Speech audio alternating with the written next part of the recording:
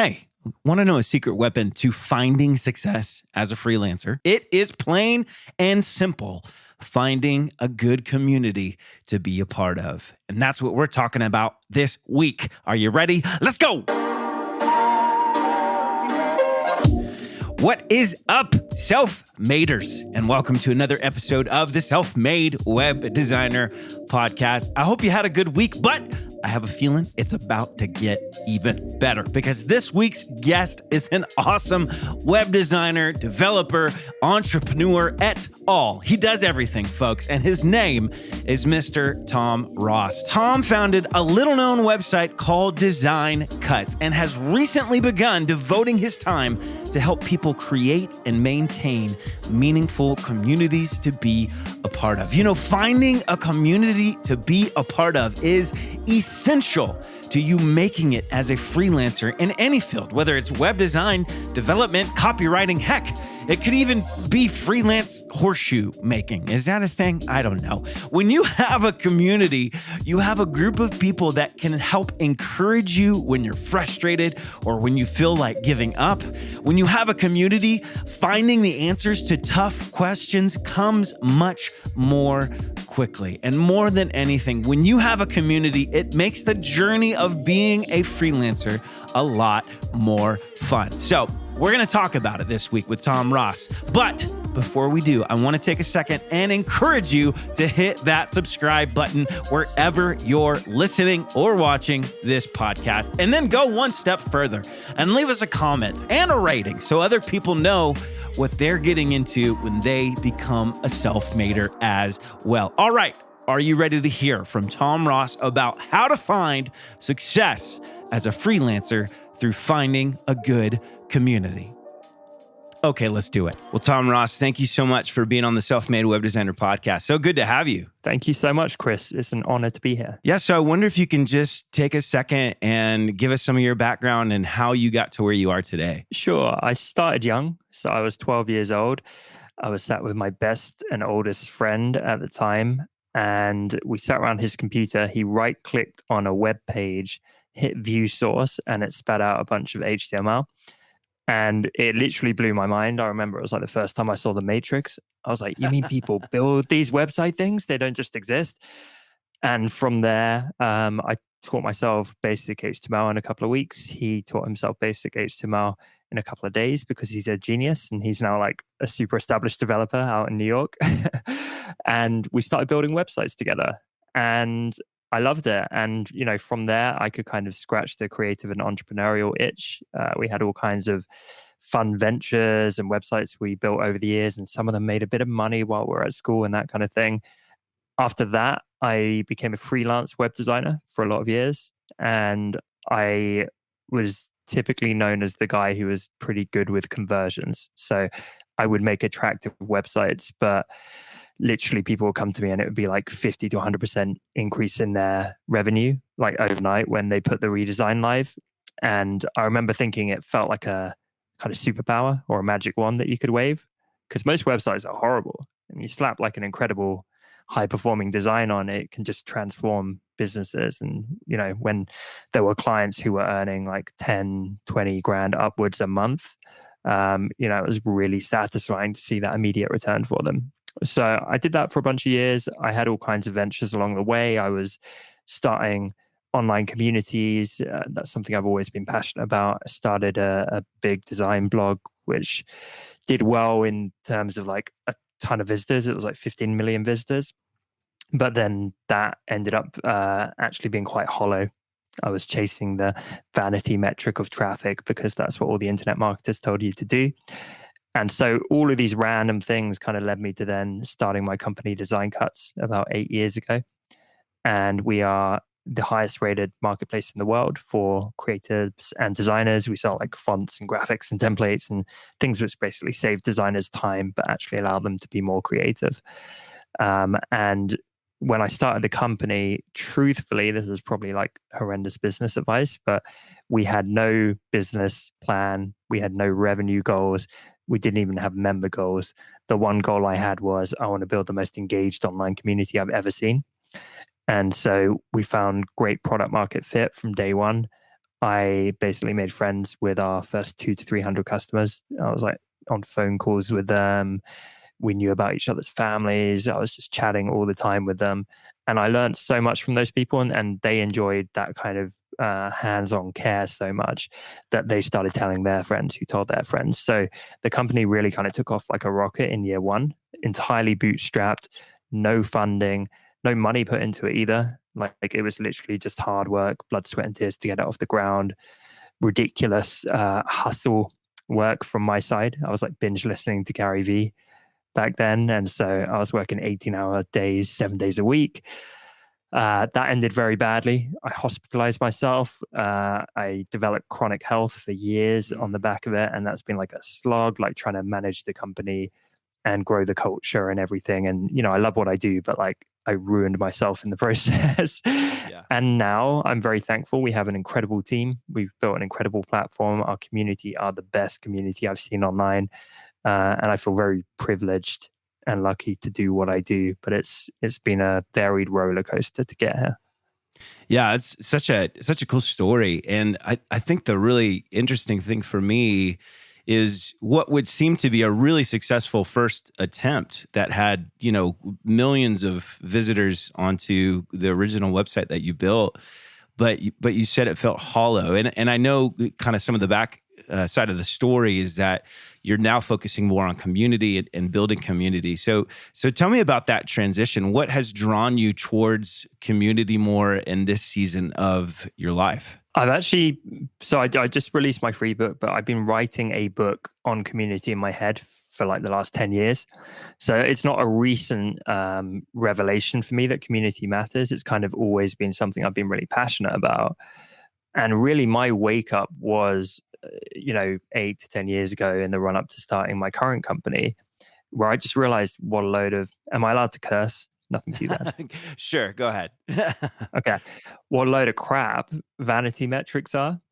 And back in the day of my blog, this was pre-social media. So the vanity metric was like blog traffic.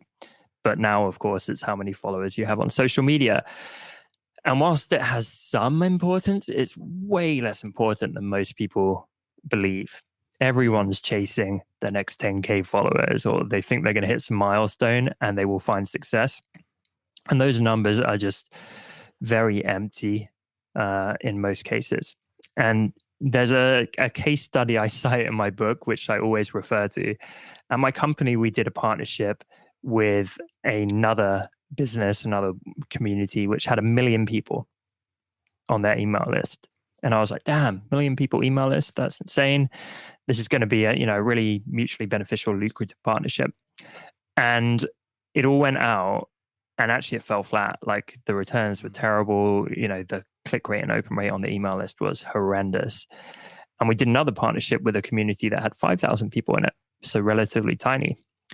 And that outperformed the community of 1 million by 20 times, which means that on average, the members in that second community are worth 4,000 times more from a business perspective. Yeah. And this is not some like random esoteric example. This is what I see play out day in, day out. There are gigantic bloated communities where people are either not engaged or not relevant, or they bought their followers or whatever it might be to chase that top line vanity metric number. And underneath, it's completely hollow. It's a shell. There's no sustainable business. There's no real community. People aren't engaged and they don't care. And actually, more often than not, you find these incredible micro communities where they're orders of magnitude smaller, but they're gold. People feel part of this tribe. They feel super connected. They're hyper engaged, and you've got true fans and things of that nature. And obviously you can get that with bigger communities too, but I feel like everyone's chasing the wrong thing. And the cardinal sin of community building is chasing the top line number of members. It is not how many members you have, it's how much they care. And more people need to wake up to that truth, because otherwise, like me, you chase the big number, you achieve it, and then you look around and like, oh, there's a big number of people and no one gives a crap. And that feels really terrible.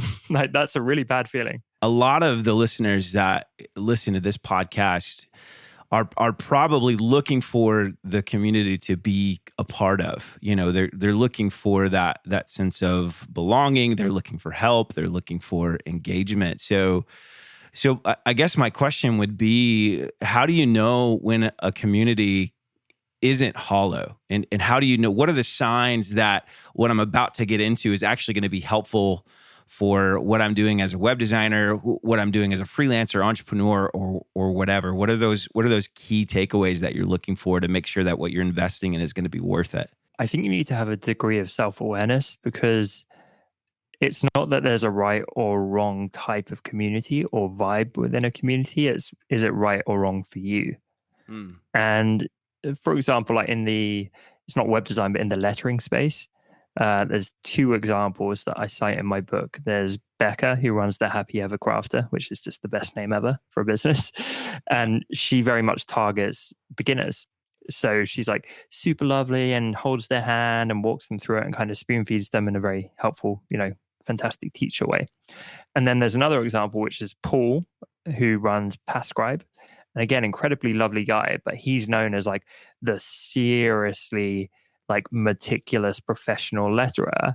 And so there's an expectation that when you join his private communities, it's not spoon feeding. It's not for beginners. It's for like serious calligraphers who want to elevate their skills, and they take it very seriously. And so there's a completely different vibe between the two communities, but both communities are awesome. And so you need to have the self-awareness to tune in, like, what kind of people do I resonate with? What kind of people do I want to surround myself with? What do I want to get out of a community? And we're very, thankful and blessed. But at Design Cuts, we hear all the time people like, I feel like I found my home. Everyone's so positive and supportive. And, full credit to my team. But I do think often as the founder, a lot of that kind of culture kind of has to at least initially come from you, and then the team take ownership of it. I am a self-professed people pleaser. And that's a blessing and a curse, right? Some people think that's a bad thing. For me, it's like, well, I just want to make everyone happy, which results in us having the greatest customer service in the world, because I can't bear to think of anyone who walks away disappointed. Sure. And so that's the kind of community which we focused on. But I remember growing up trying to join like Photoshop forums and stuff like that as a designer, and people would be really snarky and judgmental and shooting down people, and it wouldn't feel very welcoming. And so that's partly why I love community building, because it's like, if you don't feel at home in certain places, go create the home yourself and attract your tribe. But if your listeners, some of them might not want to create a community, but they want to be part of one, I would take the advice of my dad, which was in reference to pubs here in England, where he's like, you'll walk in somewhere and you'll just get a feeling of like, this is my kind of place, or this feels uncomfortable. And if you feel uncomfortable and like it's not for you, you should walk out and find a different pub. That's good advice from your dad, man. That's awesome. So I wonder why, because this show's called Self-Made Web Designer, and I've got a free course that I offer to everybody where I talk about how to get started as a web designer. And the very first lesson is all about finding a community to help support you. Because what I've found for myself is I wouldn't be where I am today if it weren't for the people around me who helped me, who encouraged me, who gave me insight on what I was doing right or wrong. But I feel like that is something that is so downplayed in the kind of the DIY self-learning communities. Why do you think that is? Why do you think people who are, teaching other folks how to do something online don't really talk about that as much as they really should be? I think possibly to an extent, when enough time elapses, you genuinely forget your roots. And it's often referred to as like the curse of knowledge, right? So when you've been doing something for 10 years, it's hard to put yourself back in the shoes of you 10 years ago. And you can't remember all of the details. So I'll always try and cite like my mentors and influencers and people early on, but I do forget some of the nuances and the details because it was so long ago. So maybe there's an element of that. I don't want to say that anyone's like posturing and trying to make out they did it all alone, because I do know a lot of awesome people that, are very grateful and vocally so about the people that helped them on the way up. And I know even more people that are, grateful for that, and therefore they put a hand down and try and help the next generation up. To be honest, I love the creative community. I think most people are pretty good and pretty positive on that side of things. But it's worth noting that it doesn't have to be a public forum. Community can exist in a WhatsApp group with 20 friends. It could exist in a mastermind with 4 people. Like, there can be very humble beginnings, and actually sometimes they're the most valuable. They're close knit. You find a really good group of people. I've just been invited to a mastermind yesterday with some people that I really love and respect. That will be our own little private community. And I think what's important is that you go in wanting to bring value as well as extract it. It should be a mutual thing. You don't just want to be a taker. You should enter into that community and try and help every way you can, because when all the members, are of that volition, it becomes a really, really special place. I want to take a second and tell you about a free course that I have available at selfmadewebdesigner.com. Over 1,000 people have been through this course, and I am talking about the Web Designer Starter Kit course. I map out in 4 videos that you get through email all the steps that I took to get to where I am as a web designer. And I went from knowing absolutely nothing. I was clueless to, in 2 years, doubling my income with a freelance web design side hustle. I made this because I know you can be successful doing the same thing. And the Web Designer Starter Kit course is the first step for you on your journey to being a successful, thriving freelance web designer or having a full-time career. So I can't wait for you to check it out. Go to selfmadewebdesigner.com and sign up today. I love something in the free book that you have that I read there. It said community is not transactional, and I think a lot of times it's kind of easy to get into that mindset. Well, first of all, it's difficult when you feel like a relationship is transactional, when the person is approaching you from a transactional perspective. But then it's also somewhat difficult to not allow yourself to creep into that mindset of, oh, great, a new friend. How is this going to benefit for me in the midst of my life? So how do you work to keep that transactional mindset out of the mind of the people inside of a community and keep that from happening in yourself as well? So speaking personally, I know you said, Chris, you listened to, or you just discovered the podcast I do with Mike Chander, who was on your show recently, BizBuds. Yeah. And we do a whole episode on value. And we talk about both of us act in this way where there's like a seesaw of value. And I only feel comfortable if the person on the other side is getting more value than I am. This is just how I operate. I'm not saying everyone operates that way. If anything, I think it's a competitive advantage when you do, because most people don't. But it's so powerful. Like, every time someone helps me out, I almost feel uncomfortable because I'm like, this doesn't sit right with me. I now have to help you out more than you help me out. So the seesaw goes back. And when you meet someone that's like-minded, like Mike and I, we get into this almost wrestling match of trying to one-up each other with helping the other one more. And I truly believe in the kind of karma that comes with that, because when you do that day in, day out at scale, touching thousands of people with that philosophy, you become known as a person that is attractive and value-giving and a good member of the wider community.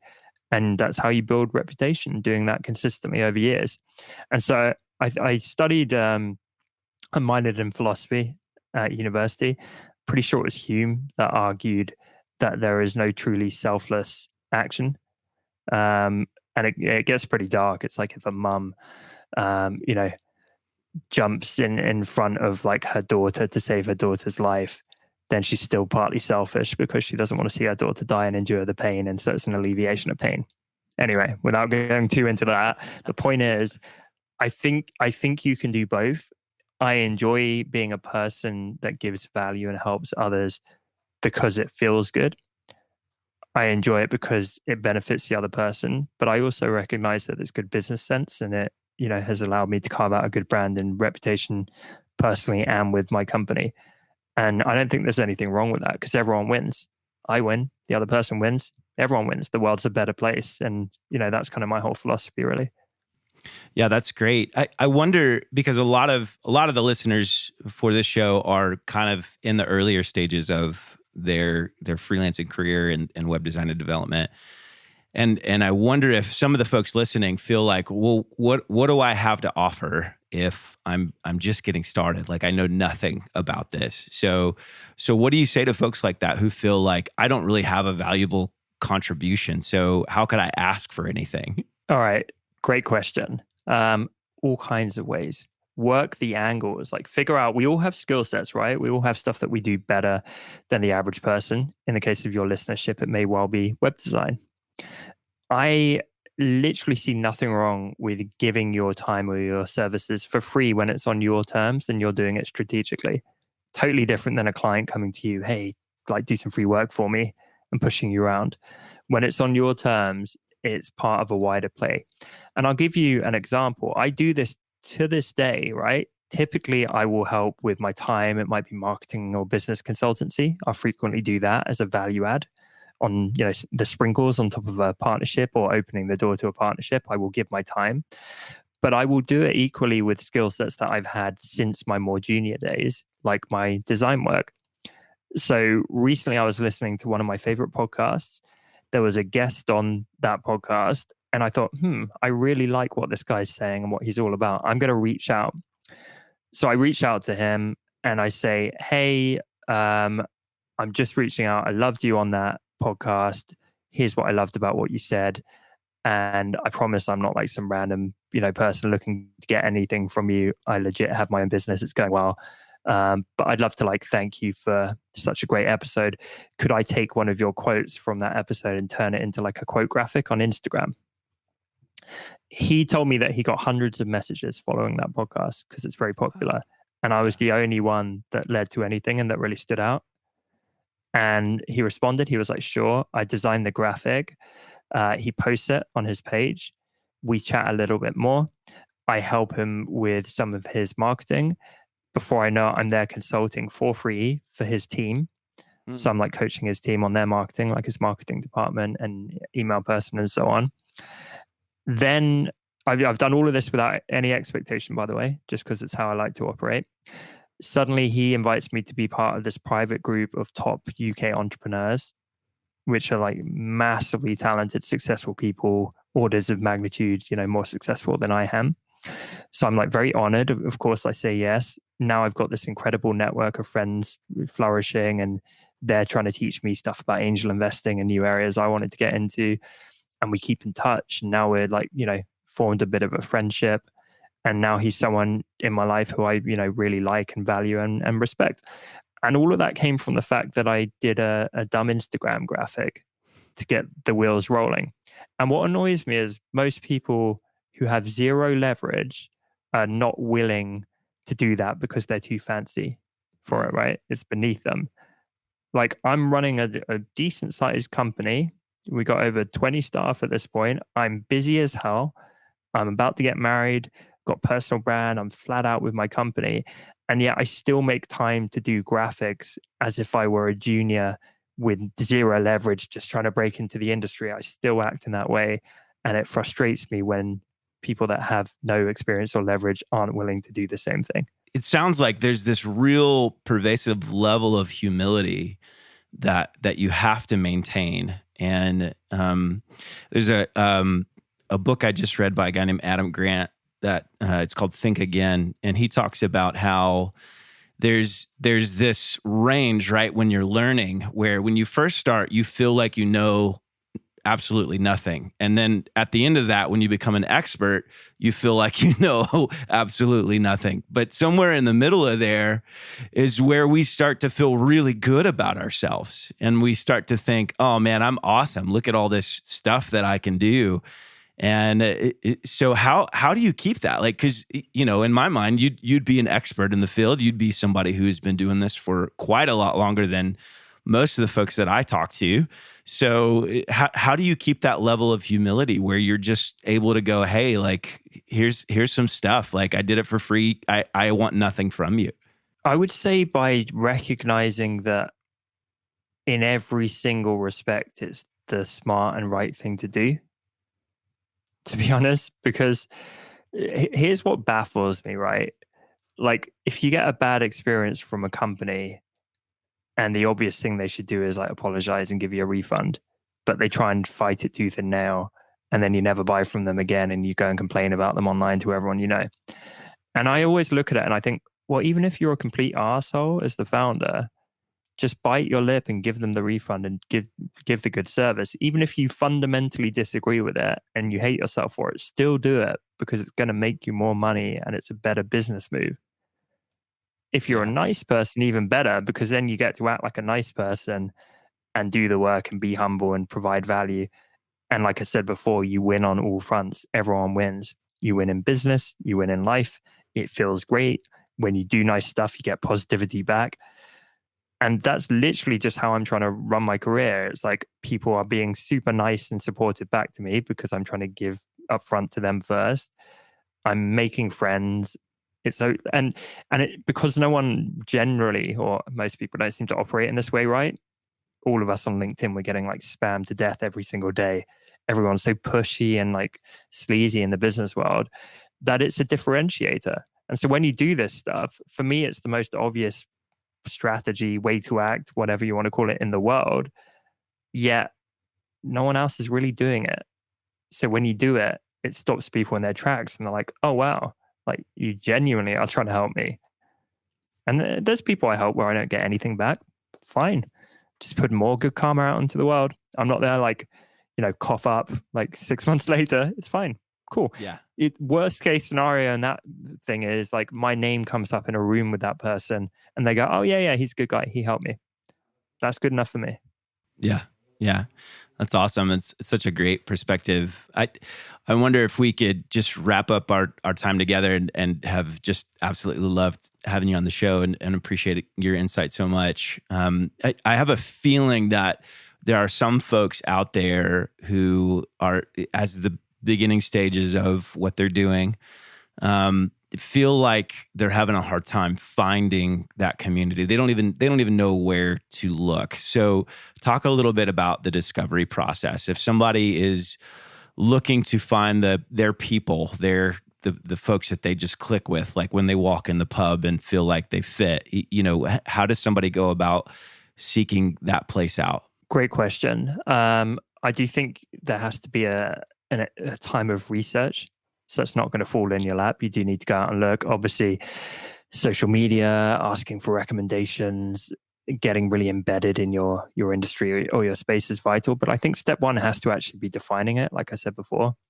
So often we think we know something, but when someone's like, can you explain that in words? The words don't really come. It's like trying to remember a dream, right? You're sure you know all the details and then you're like, oh, wait, I can't define it. So I think start by asking those fundamental questions of what do you want out of a community? What kind of atmosphere should the community have? What kind of people should be in there? Do you want to, be part of something that's massive and buzzing and busy or something that's small and intimate? You need to really be quite introspective. Write all of this down so you almost end up with like a profile of your dream community. And then, like I say, just go out there and put in the legwork to discover something. Search, ask around, and there will be a community generally for everyone. But if there isn't, you don't need to be like some crazy entrepreneur to start your own. It could literally be like you make friends with 20 people on social media and you're like, let's get off Instagram and start a Slack group together. And let's chat there, or let's have like a weekly call or whatever it might be. Don't be afraid to start your own thing. Well, Tom, I really appreciate you being on. So thankful that you share some of your time with us. If somebody's trying to find you online, where would they go? Well, thank you, Chris. Really fun chat, actually. I appreciate it. My website is tomross.co. So that's tomross.co, where you can find a bunch of podcast episodes and articles, etc. And I also just released my new book, which is available at communitymanual.com. It's 175 pages, packed with actionable case studies. So anyone who wants to either be part of a community or look to start their own one, it's all there. It's completely free. and very, very grateful that thousands of people have been downloading and enjoying it since launch. So that's been very humbling. Man, I love to hear about Tom's journey from building a really engaged community. And it makes me excited about what is possible with the self-made web designer community. And hopefully you feel like you're a part of something by listening to this podcast. And just FYI, if you ever want to jump on a 15-minute phone call, if you need help in something specific, or just want to say, hey, there is a link to my calendar that you can sign up for a call. Go to selfmadewebdesigner.com, scroll down on that homepage, and you will find a link, a button that says sign up for a phone call. This isn't a sales pitch. It's not me trying to get something from you. I just genuinely love being able to help. And why is that, you may ask? Because that is what people did for me and are still doing even now. And I love being able to return the favor somehow. Well, next week, we've got another awesome episode. I always wonder if the episodes are going to stop outdoing one another, but they don't. It just keeps going and getting better and better. And next week is no different. So stay up with me next Wednesday night at midnight when the next episode drops. And don't forget, if you don't quit, you win.